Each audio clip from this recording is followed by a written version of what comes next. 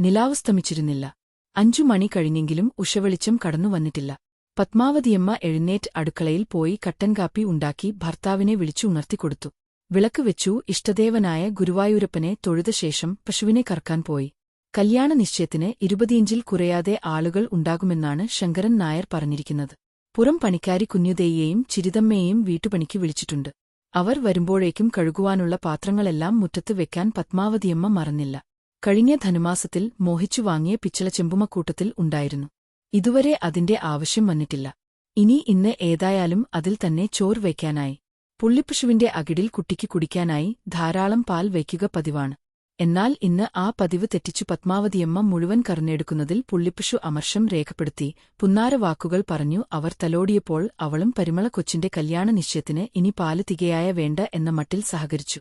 അലക്കിയെടുത്ത വെള്ളമുണ്ടിൽ ഒരു തുള്ളി മഷി വീണതുപോലെ നെറ്റിക്ക് കറുത്ത മറുകുള്ള മണിക്കുട്ടനെയും പുന്നാര വാക്കുകൾ പറഞ്ഞു പത്മാവതി അമ്മ സമാധാനിപ്പിച്ചു. ഇന്നേക്ക് ഒരു ദിവസം മാത്രം ക്ഷമിക്കാൻ അപേക്ഷിച്ചു. കറന്ന പാലുമായി തിരിച്ചെത്തിയിട്ടും പരിമള എഴുന്നേറ്റ് വന്നിട്ടില്ല എന്ന് മനസ്സിലായപ്പോഴും പത്മാവതിയമ്മ തൽക്കാലം ഒന്നും പറഞ്ഞില്ല. പാവം കുട്ടി, ഇന്ന് സുഖമായി കുറച്ച് അധികം നേരം കിടന്നു ഉറങ്ങിക്കോട്ടെ. ഇവിടെ ഏതായാലും പണിക്കാള വെച്ചിട്ടുണ്ടല്ലോ, അവർ മനസ്സിൽ കരുതി. സൂര്യന്റെ പ്രഭാതകിരണങ്ങൾ എത്തിനോക്കും മുമ്പേ കുഞ്ഞിത്തേയും ചിരുതമ്മയും പണിക്കെത്തി. ശങ്കരൻ നായരും പതിവില്ലാതെ നേരത്തെ എഴുന്നേറ്റു. പണിക്കാരികൾക്ക് വേണ്ട നിർദ്ദേശങ്ങൾ കൊടുത്തു.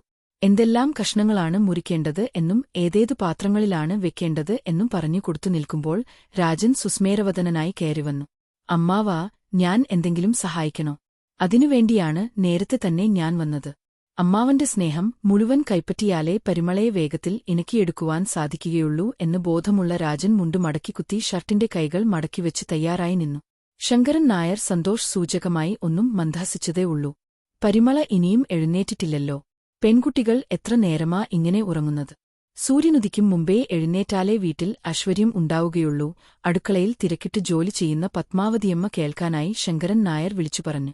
പാൽ തിളപ്പിച്ചുകൊണ്ടിരുന്ന പത്മാവതിയമ്മയ്ക്ക് പെട്ടെന്നത് നിർത്തിപ്പോകാൻ പറ്റാത്ത പരിതസ്ഥിതിയായിരുന്നു. അടുപ്പിൽ നിന്നു പാലെടുത്ത ശേഷം ആകാം മകളെ വിളിച്ചുണർത്തുന്നത് എന്ന് അവർ വിചാരിച്ചു. ഈ അവസരം വെറുതെ പാഴാക്കരുത് എന്ന് രാജന്റെ ബുദ്ധി ഉപദേശിച്ചു. ആരെക്കാളും മുമ്പേ രാജൻ തന്നെ തന്റെ മണവാട്ടി ആകാൻ പോകുന്ന പെണ്ണിനെ വിളിച്ചുണർത്തിയാൽ അവളുടെ തലേന്ന് തോന്നിയ ദേഷ്യമെല്ലാം മാറ്റിയെടുക്കാം എന്ന് വ്യാമോഹിച്ചു. ഏതോ സിനിമയിലെ പ്രേമഗാനം മൂളിക്കൊണ്ട് പരിമളയുടെ മുറിയിലേക്ക് പോയി. മുറ്റത്തെ പാരിജാത ചില്ലകളിൽ നിന്നും അല്പം അകലെയുള്ള തേന്മാവിൻ കൊമ്പുകളിൽ നിന്നും പാടി നടക്കുന്ന പറവകൾ ചിറകടിച്ച് തെക്കോട്ട് പറന്നു പോകുന്നത് അയാൾ വാതായനത്തിലൂടെ കണ്ടു. പുലർക്കാല കിളികൾ ഉമർന്നിട്ടും ഉണരാത്ത തന്റെ മണവാട്ടിയായ മുറപ്പെണ്ണിനെ കവിളിൽ നുള്ളിയോ ഇക്കിളി കൂട്ടിയോ ഉണർത്താൻ പറ്റിയ അവസരത്തെ മനസ്സിൽ സ്തുതിച്ചു. ഒരു നിമിഷം ശൂന്യമായി കിടക്കുന്ന കിടക്കയിലേക്ക് അയാൾ തുറിച്ചുനോക്കി. തന്റെ ശബ്ദം താഴെ നിന്നും കേട്ടപ്പോൾ ഒരുപക്ഷേ അവൾ താൻ അറിയാതെ എഴുന്നേറ്റ് മറുവശത്തുകൂടി പോയിക്കാണും. അയാൾ ആശ്വസിക്കാൻ ശ്രമിച്ചു. നിരാശയോടെ അവിടെ തന്നെ നിൽക്കുമ്പോൾ വിറക്കുന്ന കൈവിരലുകളാൽ എഴുതിയ 2 വരി കത്ത് കിടക്കയിൽ അനാഥമായി കിടന്നിരുന്നത് അയാളുടെ ദൃഷ്ടിയിൽപ്പെട്ടു. അയാളുടെ മുഖം പെട്ടെന്ന് മ്ലാനമായി. മൂർച്ചയുള്ള ഒരു കുപ്പിച്ചില്ല് പോലെ ആ വാക്കുകൾ രാജന്റെ മനസ്സിനെ മുറിവേൽപ്പിച്ചു. ഇത്ര ദിവസവും സൂക്ഷിച്ചുവച്ച അപൂർവനിധി നഷ്ടപ്പെട്ടുപോയി എന്ന് മനസ്സിലാക്കുന്നത് എത്ര ദുസ്സഹമാണ്. ഭൂമി അയാൾക്ക് ചുറ്റും കറങ്ങുന്നത് പോലെ തോന്നി. അയാളുടെ സിരാപടലങ്ങളിൽ നിർവചിക്കാൻ ആവാത്ത വിഹലത പടർന്നു കയറി. വിവാഹനിശ്ചയത്തിന് തന്റെ മണവാട്ടി ഉടുക്കേണ്ടിയിരുന്ന സാരി കൊണ്ടുവന്നിരുന്ന കവറും കൈയിൽ നിന്നും അയാൾ അറിയാതെ നിലം പതിച്ചു. പെട്ടെന്നയാൾക്ക് തലേന്ന് ഉച്ചയ്ക്ക് നടന്ന സംഭവം ഓർമ്മ വന്നു. താന്റെ അക്ഷമയോടെയുള്ള പെരുമാറ്റം ഒരുപക്ഷേ അവൾക്ക് രസിച്ചില്ലായിരിക്കുമോ? എന്നാലും താൻ വേറൊരു ആൾ അല്ലല്ലോ. അവൾ എത്രയായാലും തന്റെ പെണ്ണല്ലേ. ഇനി വെറും നിയമത്തിനും സമുദായത്തിനും മാത്രമായിട്ടല്ലേ ഇങ്ങനെയൊരു വിവാഹനിശ്ചയം ചടങ്ങും താലികെട്ടുക എന്ന ചടങ്ങും? പിന്നെ അവൾക്ക് അതിൽ എന്താണിത്ര പിണങ്ങാൻ ഉണ്ടായത്? അവൾ എങ്ങോട്ടായിരിക്കും പോയിരിക്കുക? ജോലി തേടി അങ്ങനെ ഒരു തയ്യാറെടുപ്പും കൂടാതെ എങ്ങനെ പോകാനൊക്കും? അതും ഒരു പെൺകുട്ടി തനിയെ. അവൾക്ക് ആരോടെങ്കിലും പ്രേമം ഉണ്ടായിരുന്നുവോ? അങ്ങനെയെങ്കിൽ ഇത്രയും ദിവസങ്ങൾക്കുള്ളിൽ തന്റെ കാതിൽ ആ വിവരം എത്താതിരിക്കുമോ? ഇന്നലെ അവൾ എന്തുകൊണ്ട് അത് പറഞ്ഞില്ല? ഉണ്ടെങ്കിൽ ആരായിരിക്കും ആ ഭാഗ്യവാൻ? തന്റെ അനർഘകുസുമത്തെ പ്രലോഭിച്ച് തട്ടിയെടുത്ത ആ ചെറുപ്പക്കാരൻ ആരായിരുന്നാലും ശരി, അവനെ താൻ വെറുതെ വിടില്ല. കോപം ഉള്ളിൽ ഒതുക്കി പരിഭ്രമത്തോടെ രാജൻ താഴെ ഇറങ്ങിവന്നു. അമ്മാവനെയും അമ്മായിയെയും വിവരമറിയിച്ചു. അമ്മാവനൊരു രാക്ഷസനെപ്പോലെ കലിതുള്ളി. പത്മാവതിയമ്മ എന്റെ മോളെ എന്ന് വിളിച്ചു ബോധം കെട്ട് നിലം പതിച്ചു. അവൾക്ക് ഈ കല്യാണത്തിന് തീരെ ഇഷ്ടമുണ്ടായിരുന്നില്ല എന്ന കാര്യം അവർക്കും അറിയാനിട്ടല്ല. തങ്ങളുടെ പ്രിയപ്പെട്ട മകൾ കഷ്ടപ്പെടുന്നത് കാണാതിരിക്കാൻ ആണ് പൈസക്കാരനും മുറച്ചെറുക്കനും ആയ രാജനെ തന്നെ മകൾക്ക് ഭർത്താവായി കാണാൻ ആഗ്രഹിച്ചത്. മകൾ ഇത്ര വലിയ ഒരു കടുങ്കൈ ചെയ്യുമെന്ന് ആ അമ്മ സ്വപ്നത്തിൽ പോലും വിചാരിച്ചതല്ല. യുവതിയും സുന്ദരിയുമായ ഒരു പെൺകുട്ടി എവിടെ ജോലി തേടി പോകാനാണ്? കപടത നിറഞ്ഞ ഈ ലോകത്തിൽ ഏതെങ്കിലും കാമകിങ്കരന്മാരുടെ കൈയിൽ അകപ്പെട്ടുപോയാലത്തെ സ്ഥിതി എന്താണ്? ആ പെറ്റമ്മയ്ക്ക് അധികം ഒന്നും ആലോചിക്കാൻ കഴിഞ്ഞില്ല. അതിനു മുൻപേ അവർ ബോധം കെട്ട് നിലം പതിച്ചു. അവൾക്ക് ഈ കല്യാണത്തിന് തീരെ ഇഷ്ടമുണ്ടായിരുന്നില്ല. നിമിഷങ്ങൾക്കുള്ളിൽ ഉള്ളിൽ കാട്ടുതീ പോലെ ആ വാർത്ത നാടുമുഴുവൻ അറിഞ്ഞു. ആ ഗ്രാമവാസികൾ അന്നത്തെ പുലരി സമ്മാനിച്ച വാർത്ത ചൂടാറും മുമ്പേ എത്താവുന്ന എല്ലായിടത്തും എത്തിച്ചു.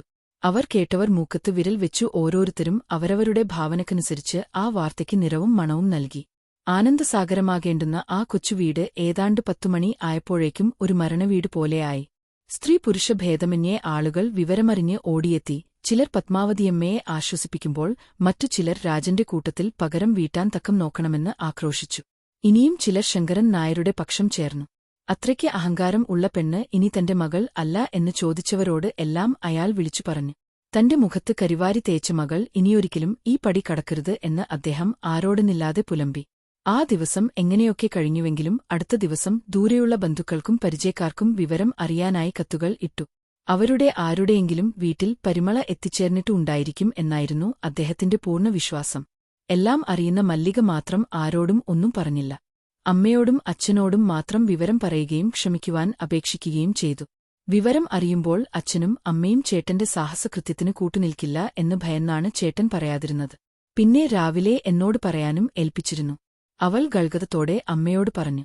ഏതായാലും മോഹൻ ഇത്തവണ നാട്ടിൽ എത്തിയിരുന്ന വിവരം അധികം ആരും അറിഞ്ഞിരുന്നില്ല എന്നത് തന്നെ മഹാഭാഗ്യമായി ആ മാതാപിതാക്കൾ കരുതി. അതുകൊണ്ടുതന്നെ അറിഞ്ഞവർ ചോദിച്ചപ്പോൾ തലേന്ന് അർജന്റ് ലെറ്റർ വന്ന് ഉടനെ തിരിച്ചുപോയിരിക്കുന്നു എന്നും അറിയിച്ചു. അക്കാരണത്താൽ തന്നെ ആരും മോഹന്റെ തിരോധാനം ശ്രദ്ധിച്ചതുമില്ല.